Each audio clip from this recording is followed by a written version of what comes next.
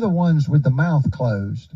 We cannot believe that we've paid $1,625,000 for a property with a tax appraisal of approximately $900,000. And $250,000 went to county property tax. Another $250,000 went to bank loan interest. And then $125,000 went to insurance to provide protection for the banks in case of fire or tornado. Now, we've paid these people what we owed them, and then some. And we've never even been convicted. We've been there for 24 years. We've never been convicted of even a speeding ticket. But they have committed numerous multi-million-dollar felony crimes against us, and they claim qualified immunity. Do the math there. Do you understand we've paid them to protect and serve, and they've been nothing but predatory and sadistic?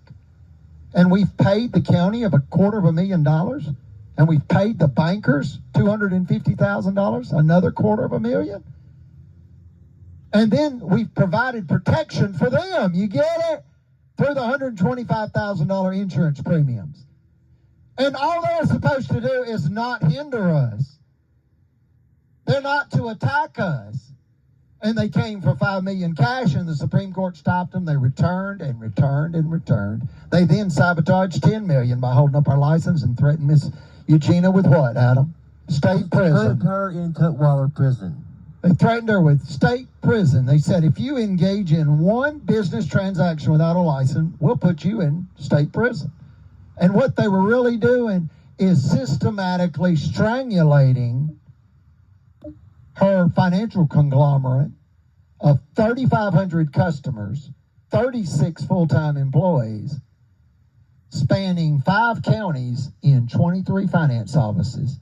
They wanted to systematically strangulate it to death and threaten her with prison if she didn't let them.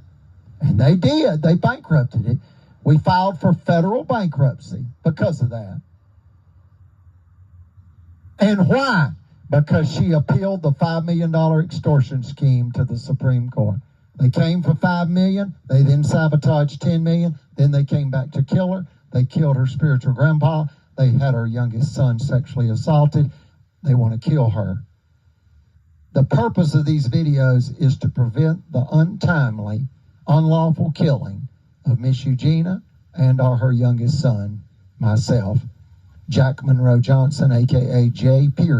Monroe Johnson. The reason I spell that, if you Google that, it'll pull up these federal court cases. It'll pull up the Supreme Court case.